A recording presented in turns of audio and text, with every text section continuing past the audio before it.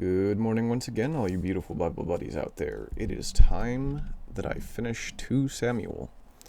So I'm going to be reading this all the way through. We are on chapter 18, and chapter 24 is the last one, I do believe. So, then David mustered the men who were with him, and set over them commanders of thousands and commanders of hundreds. And David sent out the army, 1/3 under the command of Joab, 1/3 under the command of Abishai, the son of Zeruiah, Joab's brother, and 1/3 under the command of Ittai the Gittite. And the king said to the men, I myself will also go out with you.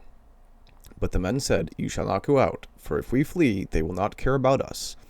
If half of us die, they will not care about us. But you are worth 10,000 of us. Therefore it is better that you send us help from the city. The king said to them, Whatever seems best to you, I will do.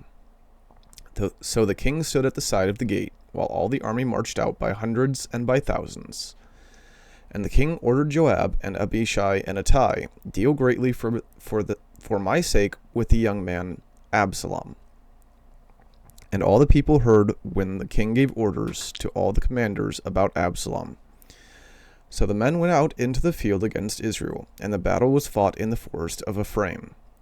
And the men of Israel were defeated there by the servants of David, and the loss there was great on that day, 20,000 men. The battle spread over the face of all the country, and the forest devoured more people that day than the sword. And Absalom happened to meet the servants of David. Absalom was riding on his mule, and the mule went under the thick branches of a great oak. And his head caught fast in the oak, and he was suspended between heaven and earth, while the mule that was under him went on. And a certain man saw it, and told Joab, Behold, I saw Absalom hanging in an oak. Joab said to the man who told him, What, you saw him? Why then did you not strike him there to the ground? I would have been glad to give you 10 pieces of silver and a belt. But the man said to Joab, Even if I felt in my hand the weight of 1,000 pieces of silver, I would not reach out my hand against the king's son. For in our hearing the king commanded you and Abishai and Ittai, for my sake, protect the young man Absalom. On the other hand, if I had dealt treacherously against his life, and there is nothing hidden from the king, then you yourself would have stood aloof. Joab said, I will not waste time like this with you. And he took 3 javelins in his hand and thrust them into the heart of Absalom while he was still alive in the oak. And 10 young men, Joab's armor-bearers, surrounded Absalom and struck him and killed him. Then Joab blew the trumpet, and the troops came back from pursuing Israel, for Joab restrained them. And they took Absalom and threw him into a great pit in the forest, and raised over him a very great heap of stones. And all Israel fled every one to his own home. Now Absalom in his lifetime had taken and set up for himself the pillar that is in the king's valley. For he said, I have no son to keep my name in remembrance. He called the pillar after his own name, and it is called Absalom's monument to this day. Then Ahimaaz the son of Zadok said, Let me run and carry news to the king that the Lord has delivered him from the hand of his enemies. And Joab said to him, You are not to carry news today. You may carry news another day, but today you shall carry no news, because the king's son is dead. Then Joab said to the Cushite, Go, tell the king what you have seen. The Cushite bowed before Joab and ran. Then Ahimaaz the son of Zadok said again to Joab, Come what may, let me also run after the Cushite. And Joab said, Why will you run, my son, seeing that you will have no reward for the news? Come what may, he said, I will run. So he said to him, Run. Then Ahimaaz ran by the way of the plain and outran the Cushite. Now David was sitting between the 2 gates, and the watchman went up to the roof of the gate by the wall. And when he lifted up his eyes and looked, he saw a man running alone. The watchman called out and told the king, and the king said, If he is alone, there is news in his mouth. And he drew nearer and nearer. The watchman saw another man running, and the watchman called to the gate and said, See another man running alone. The king said, He also brings news. The watchman said, I think the running of the first is like the running of Ahimaaz the son of Zadok. And the king said, He is a good man and comes with good news. Then Ahimaaz cried out to the king, "All is well," and he bowed before the king with his face to the earth and said, "Blessed be the Lord your God, who has delivered up the men who raised their hand against my lord the king." And the king said, "Is it well with the young man Absalom?" Ahimaaz answered, "When Joab sent the king's servant, your servant, I saw a great commotion, but I do not know what it was." And the king said, "Turn aside and stand here." So he turned aside and stood still. And behold, the Cushite came, and the Cushite said, "Good news for my lord the king, for the Lord has delivered you this day from the hand of all who rose up against you." The king said to the Cushite, "Is it well with the young man Absalom?" And the Cushite answered, "May the enemies of my lord the king and all who rise up against you for evil be like that young man." And the king was deeply moved, and went up to the chamber over the gate and wept. And as he went, he said, "O my son Absalom, my son Absalom, would I had died instead of you, O Absalom, my son, my son." Which brings us to chapter 19. It was told Joab, "Behold, the king is weeping and mourning for Absalom." So the victory that day was turned into mourning for all the people. For the people heard that day, "The king is grieving for his son." And the people stole into the city that day as people steal in who are ashamed when they flee in battle. The king covered his face, and the king cried with a loud voice, "O my son Absalom, O Absalom, my son, my son."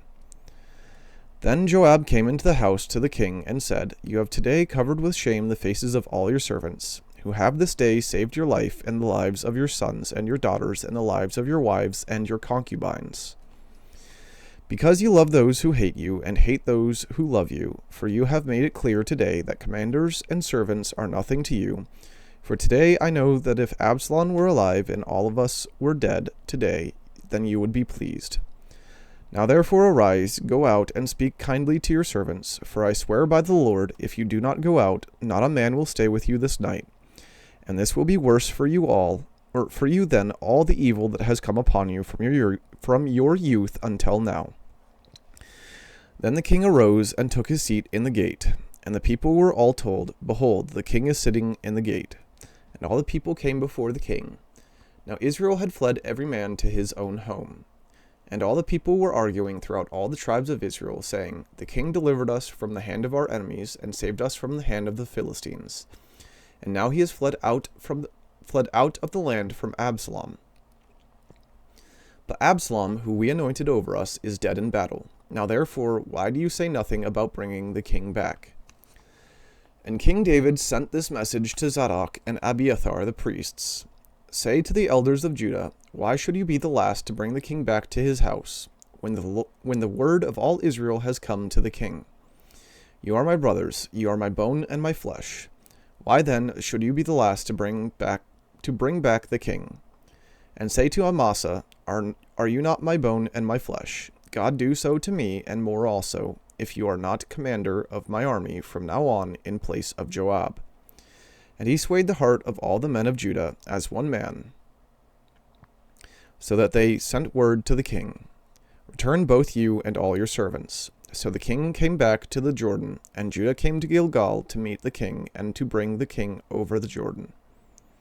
And Shimei, the son of Gera, the Benjamite from Bahurim, hurried to come down with the men of Judah to meet King David. And with him were 1,000 men. From Benjamin, and Ziba the servant of the house of Saul, with his 15 sons and his 20 servants, rushed down to the Jordan before the king. And they crossed the ford to bring over the king's household and to do his pleasure. And Shimei the son of Gera fell down before the king as he was about to cross the Jordan, and said to the king, "Let not my lord hold me guilty, or remember how your servants did wrong on the day my lord the king left Jerusalem. Do not let the king take it to heart. For your servant knows that I have sinned. Therefore, behold, I have come this day, the first of all the house of Joseph, to come down to meet my lord the king." Abishai the son of Zeruiah answered, "Shall not Shimei be put to death for this, because he cursed the Lord's anointed?" But David said, "What have I to do with you, you sons of Zeruiah, that you should this day be as an adversary to me? Shall anyone be put to death in Israel this day? For do I not know that I am this day king over Israel? And the king said to Shimei, You shall not die. And the king gave him his oath. And Mephibosheth, the son of Saul, came down to meet the king. He had neither taken care of his feet, nor trimmed his beard, nor washed his clothes, from the day the king departed until the day he came back in safety. And when he came to Jerusalem to meet the king said to him, Why did you not go with me, Mephibosheth? He answered, My lord, O king, my servant deceived me, for your servant said to him, I will saddle a donkey for myself, that I may ride on it and go with the king. For your servant is lame. He has slandered your servant to my lord the king, but my lord the king is like the angel of God. Do therefore what seems good to you. For all my father's house were but men doomed to death before my lord the king, but you set your servant among those who eat at your table. What further right have I, then, to cry to the king? And the king said to him, Why speak any more of your affairs? I have decided. You and Ziba shall divide the land. And Mephibosheth said to the king, Oh, let him take it all, since my lord the king has come safely home. Now Barzillai the Gileadite had come down from Roglim, and he went on with the king to the Jordan, to escort him over the Jordan. Barzillai was a very aged man, 80 years old. He had provided the king with food while he stayed at Mahanaim, for he was a very wealthy man. And the king said to Barzillai, Come over with me, and I will provide for you with me in Jerusalem. But Barzillai said to the king, How many years have I still to live, that I should go up with the king to Jerusalem? I am this day 80 years old. Can I discern what is pleasant and what is not? Can your servant taste what he eats or what he drinks? Can I still listen to the voice of singing men and singing women? Why then should your servant be an added burden to my lord the king? Your servant will go a little way over the Jordan with the king. Why should the king repay me with such a reward? Please let your servant return, that I may die in my own city, near the grave of my father and my mother. But here is your servant Chimham. Let him go over with my lord the king, and do for him whatever seems good to you. And the king answered, Chimham shall go over with me, and I will do for him whatever seems good to you. And all that you desire of me I will do for you. Then all the people went over the Jordan, and the king went over, and the king kissed Barzillai and blessed him, and he returned to his own home. The king went on to Gilgal, and Chimham went on with him. All the people of Judah, and also half the people of Israel, brought the king on his way.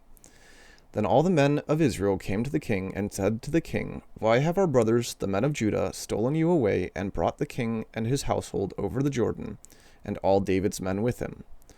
All the men of Judah answered the men of Israel, Because the king is our close relative. Why then are you angry over this matter? Have we eaten at all at the king's expense, or has he given us any gift? And the men of Israel answered the men of Judah, We have 10 shares in the king, and in David also we have more than you. Why then did you despise us? Were we not the first to speak of bringing back our king? But the words of the men of Judah were fiercer than the words of the men of Israel.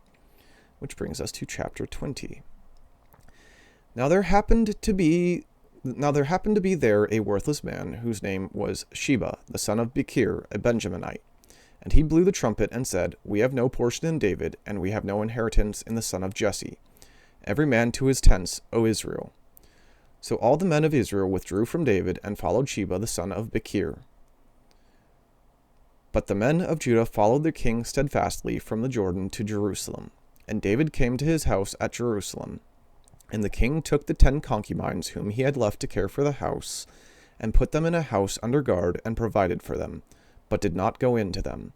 So they were shut up until the day of their death, living as if in widowhood. Then the king said to Amasa, Call the men of Judah together to me within 3 days, and be here yourself. So Amasa went to summon Judah, but he delayed beyond the set time that had been appointed him. And David said to Abishai, Now Sheba the son of Bichir will do us more harm than Absalom.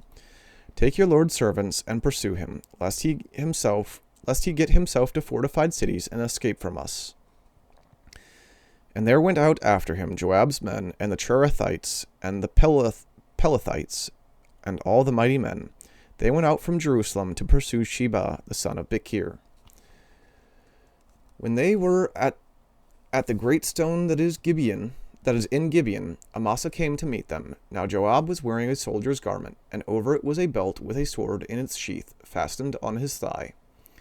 And as he went forward, it fell out. And Joab said to Amasa, "Is it well with you, my brother?" And Joab took Amasa by the beard with his right hand to kiss him. But Amasa did not observe the sword that was in Joab's hand. So Joab struck him with it in the stomach and spilled his entrails to the ground without striking a second blow, and he died. Then Joab and Abishai his brothers pursued Sheba the son of Bichir. And one of Joab's young men... And one of Joab's young men took his stand by Amasa and said, "Whoever favors Joab, and whoever is for David, let him follow Joab." And Amasa lay wallowing in his blood in the highway. And anyone who came by, seeing him, stopped. And when the man saw that all the people stopped, he carried Amasa out of the highway into the field and threw a garment over him. When he was taken out of the highway, all the people went on after Joab to pursue Sheba the son of Bichir. And Sheba passed through all the tribes of Israel to Abel of Beth-Makkah, and all the Bichirites assembled and followed him. And all the men who were with Joab came and besieged him in Abel of Beth-Makkah. They cast up a mound against the city, and it stood against the rampart, and they were battering the wall to throw it down. Then a wise woman called from the city, "Listen, listen, tell Joab, come here, and I may speak to you." And he came near her. And the woman said, "Are you Joab?" He answered him, "I am." He answered, "I am." Then she said to him, "Listen to the words of your servant." And he answered, "I am listening." Then she said, "They used to say in former times, let them but ask counsel at Abel. And so they settled a matter. I am one of those who are peaceable and faithful in Israel. You seek to destroy a city that is a mother in Israel. Why will you swallow up the heritage of the Lord?" Joab answered, "Far be it from me, far be it, that I should swallow up or destroy. That is not true, but a man of the hill country of Ephraim, called Sheba the son of Bichir, has lifted up his hand against King David. Give him alone, and I will withdraw from the city." And the woman said to Joab, "Behold, his head shall be thrown to you over the wall." Then the woman went to all the people in her wisdom, and they cut off the head of Sheba the son of Bichir, and threw it out to Joab. So he blew the trumpet, and they dispersed from the city, every man to his home. And Joab returned to Jerusalem to the king. Now Joab was in command of all the army of Israel, and Benaiah, the son of Jehoiada, was in command of the Cherethites and the Pelethites, and Adoram was in charge of the forced labor, and Jehoshaphat, the son of Ahilud, was the recorder, and Sheva was secretary, and Zadok and Abiathar were priests, and Ira the Jarite was also David's priest. Which brings us to chapter 21. Now there was a famine in the days of David for 3 years, year after year. And David sought the face of the Lord, and the Lord said, "There is blood guilt on Saul and on his house, because he put the Gibeonites to death." So the king called the Gibeonites and spoke to them. Now the Gibeonites were not of the people of Israel, but of the remnant of the Amorites. Although the people of Israel had sworn to spare them, Saul had sought to strike them down in his zeal for the people of Israel and Judah. And David said to the Gibeonites, "What shall I do for you, and how shall I make atonement that you may bless the heritage of the Lord?" The Gibeonites said to him, "It is not a matter of silver or gold between us and Saul or his house, neither is it for us to put any man to death in Israel." And he said, "What do you say that I shall do for you?" They said to the king, "The man who consumed us and planned to destroy us, so that we should have no place in all the territory of Israel, let 7 of his sons be given to us, so that we may hang them before the Lord at Gibeah of Saul. The chosen of the Lord and the king Let me reread that one. Let 7 of his sons be given to us, so that we may hang them before the Lord at Gibeah of Saul, the chosen of the Lord. And the king said, I will give them. But the king spared Mephibosheth, but the son of Saul's son Jonathan, because of the oath of the Lord that was between them, between David and Jonathan the son of Saul. The king took the 2 sons of Rizpah, the daughter of Aiah, whom she bore to Saul, Armoni and Mephibosheth, and the 5 sons of Merab, the daughters of Saul, whom she bore to Adriel, the son of Barzillai, the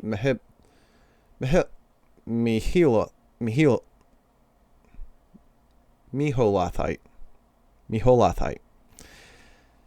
And he gave them into the hands of the Gibeonites, and they hanged them on the mountain before the Lord, and the 7 of them perished together. They were put to death in the first days of harvest, at the beginning of barley harvest. Then Rizpah, the daughter of Aiah, took sackcloth and spread it for herself on the rock from the beginning of harvest until rain fell upon them from the heavens. And she did not allow the birds of the air to come upon them by day, or the beasts of the field by night. When David was told that Rizpah, the daughter of Aiah, the concubine of Saul, When David was told what Rizpah, the daughter of Aiah, the concubine of Saul, had done, David went and took the bones of Saul and the bones of his son Jonathan from the men of Jabesh Gilead, who had stolen them from the public square of Beth-shan, where the Philistines had hanged them on the day the Philistines killed Saul on Gilboa.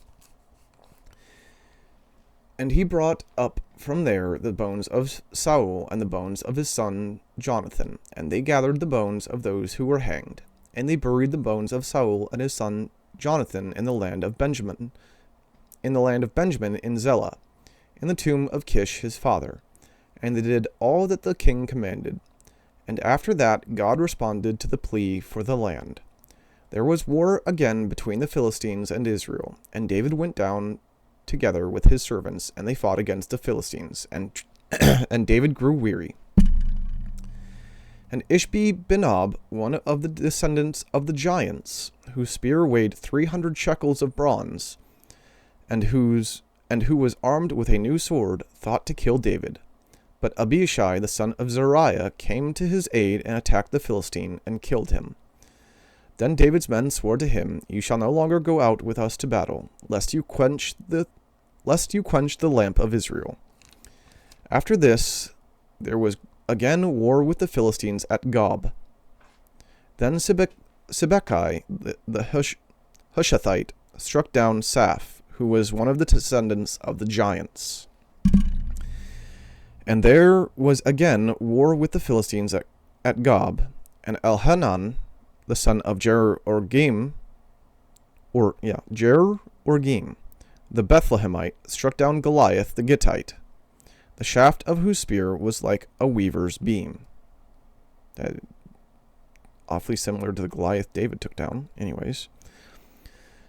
And there was again war at Gath, where there was a man of great stature, who had 6 fingers on each hand, and 6 toes on each foot, 24 in number, and he was descended from the giants. A lot of giants in this.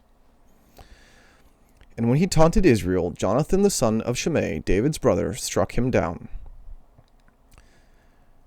These 4 were descended from the giants in Gath, and they fell by the hand of David and by the hand of his servants. Which brings us to chapter 22. And David spoke to the Lord the words of this song on the day when the Lord delivered him from the hand of all his enemies and from the hand of Saul. He said, The Lord is my rock and my fortress and my deliverer, my God, my rock, in whom I take refuge, my shield and the horn of my salvation, my stronghold and my refuge, my Savior. You save me from violence. I call upon the Lord, who is worthy to be praised, and I am saved from my enemies. For the waves of death encompassed me, the torrents of destruction assailed me. The cords of Sheol entangled me, the snares of death confronted me. In my distress I called upon the Lord, to my God I called. From his temple he heard my voice, and my cry came to his ears. Then the earth reeled and rocked, the foundations of the heavens trembled and quaked. But he was because he was angry. Smoke went up from his nostrils, and devouring fire from his mouth. Glowing coals flamed forth from him. He bowed the heavens and came down. He bowed the heavens and came down. It feels like bowed would be better there. He bowed the heavens and came down. Thick darkness was under his feet. He rode on a cherub and flew. He was seen on the wings of the wind. He made darkness around him, his canopy thick clouds, a gathering of water. Out of the brightness before him coals of fire flamed forth. The Lord thundered from heaven, and the Most High uttered his voice, and he sent out arrows and scattered them, lightning and routed them. Then the channels of the sea were seen, the foundations of the world were laid bare, at the rebuke of the Lord, at the blast of the breath of his nostrils. He sent from on high, he took me. He drew me out of many waters. He rescued me from my strong enemy, for those who hated me, for they were too mighty for me. They confronted me in the day of my calamity, but the Lord was my support. He brought me into a broad place. He rescued me, because he delighted in me. The Lord dealt with me according to my righteousness. According to the cleanness of my hands, he rewarded me. For I have kept the ways of the Lord, and have not wickedly departed from my God. For all his rules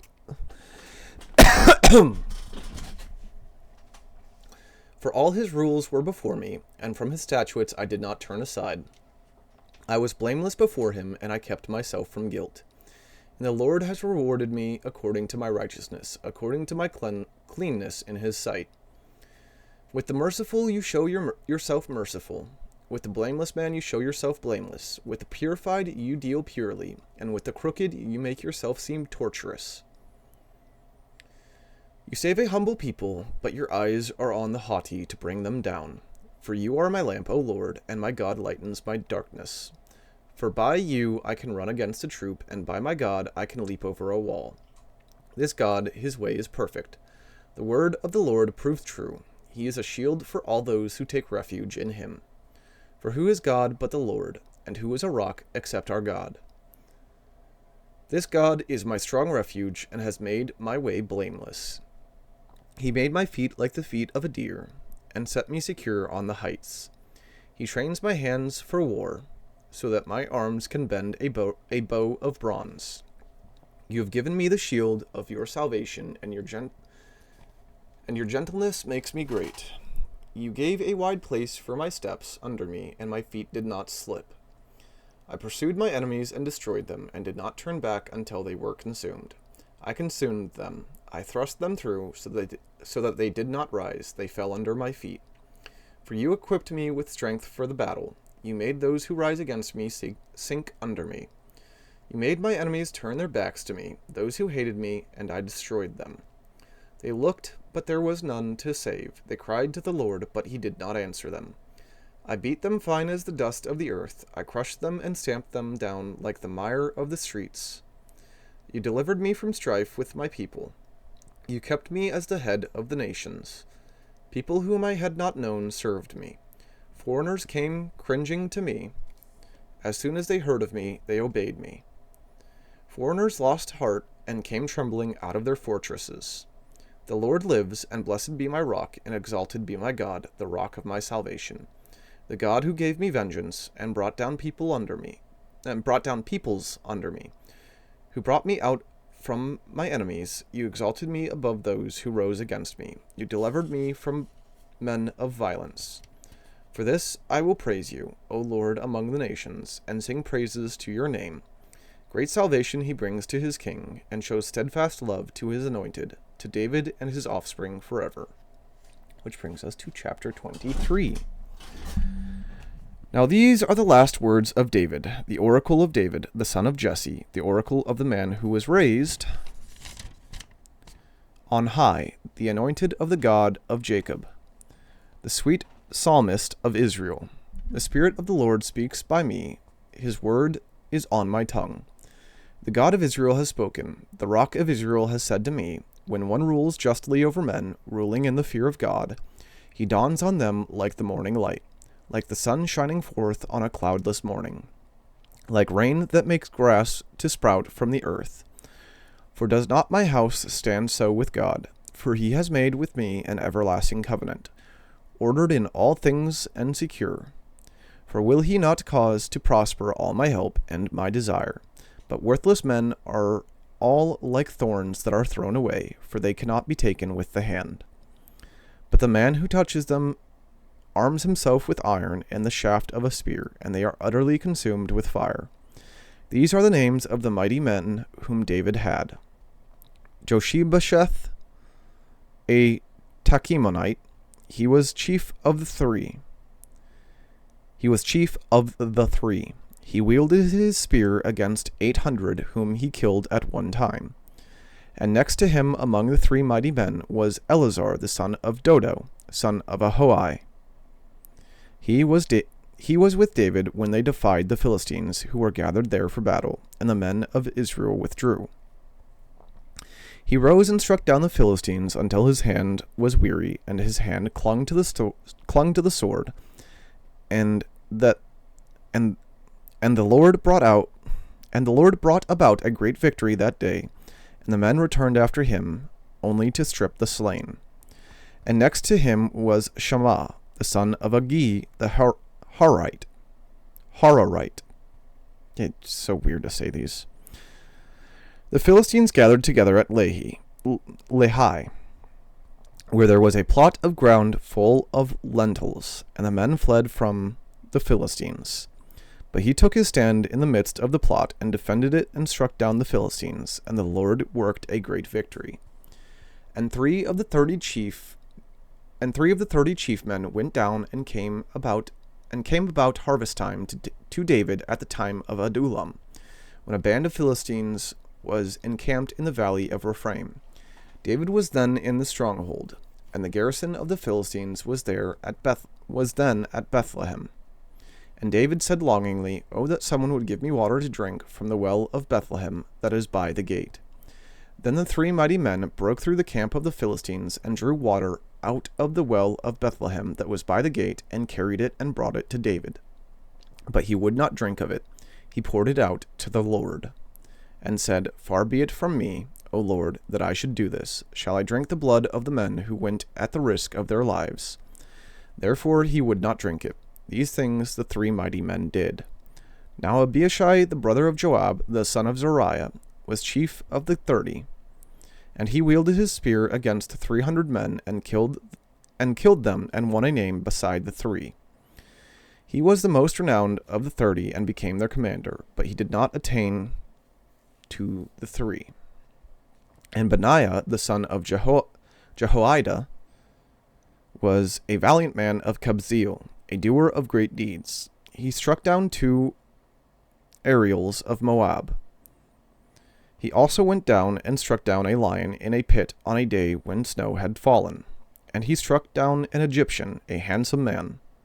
The Egyptian had a spear in his hand, but Benaiah went down to him with a staff, and snatched the spear out of the Egyptian's hand, and killed him with his own spear. These things did Benaiah the son of Jehoiada, and won a name beside the three mighty men. He was renowned among the 30, but he did not attain to the three, and David sent him over his bodyguard. Asahel, the brother of Joab, was one of the 30. Elhanan, the son of Dodo of Bethlehem, Shammah of Harod, Elika of Harod, Helez the Paltite, Ira, the son of Ikesh of Tekoa, Abiezer of Anathoth, Mabunai the Hushathite, Zalmon the Ahoite, Mariah of Netophah, Heleb the son of Banah of Netophah, Ittai the son of Rabbi of Gibeah of the people of Benjamin, Benaiah of Pirathon,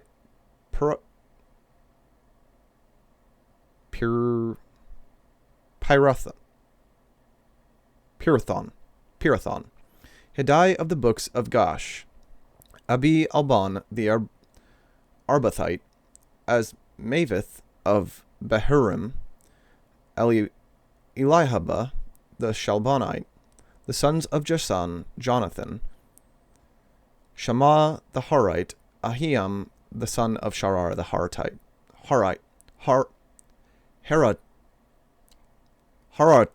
Gosh, I hate this one so much.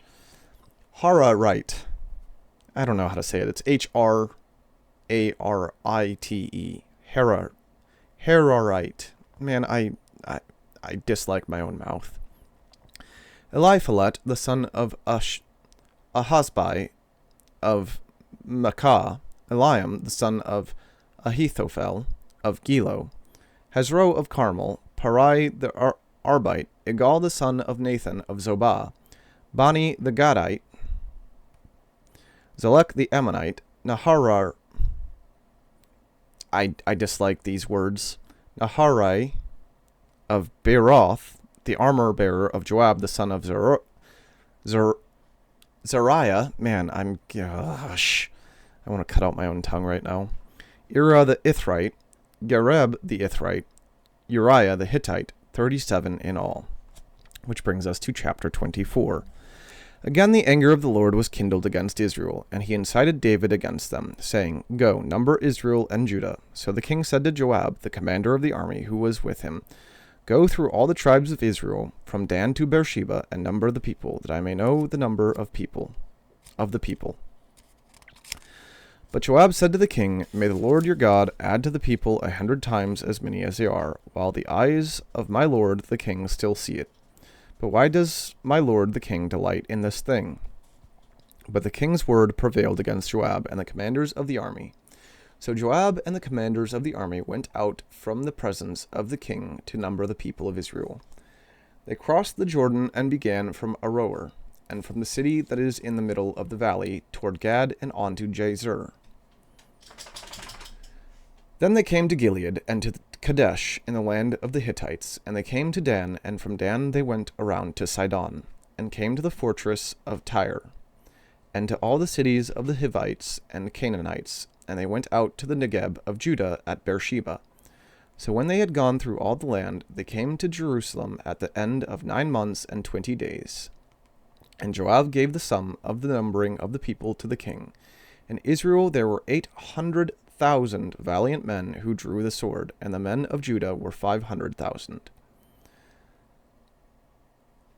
But David's heart struck him after he had numbered the people, and David said to the Lord, I have sinned greatly in what I have done. But now, O Lord, please take away the iniquity of your servant, for I have done very foolishly. And when David arose in the morning, the word of the Lord came to the prophet Gad, David's seer, saying, Go and say to David, Thus says the Lord, 3 things I offer you, choose one of them, that I may do it to you. So Gad came to David and told him, and said to him, Shall 3 years of famine come to you in your land? Or will you flee 3 months before your foes while they pursue you? Or shall there be 3 days pestilence in your land? Now consider and decide what answer I shall return to him who sent me.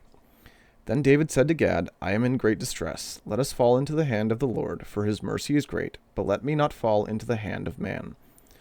So the Lord sent a pestilence on Israel from the morning until the appointed time, and there died of the people from Dan to Beersheba 70,000 men.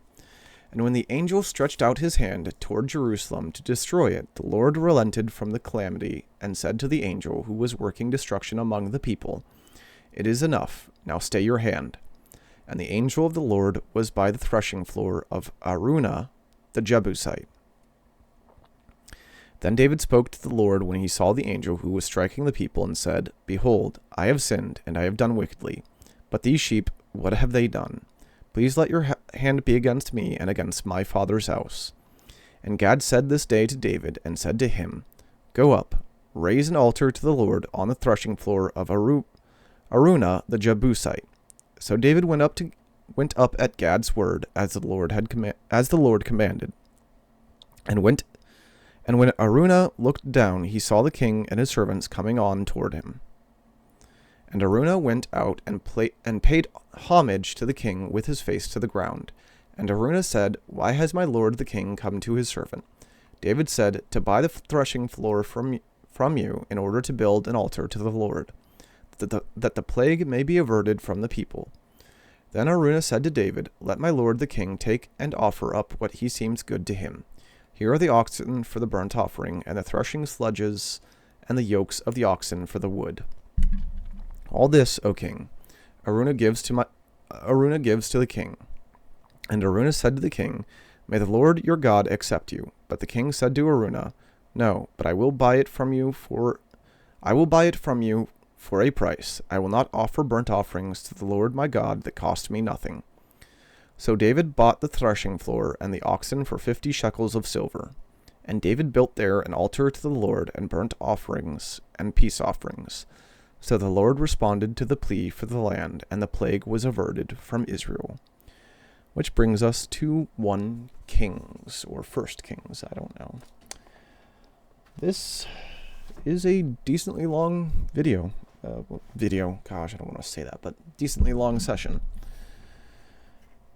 Brings me around to almost an hour, so I hope all of you out there are having a wonderful holiday season, and Merry Christmas to those that celebrate it, and Happy Holidays otherwise, Happy Hanukkah, Happy Kwanzaa, I don't know.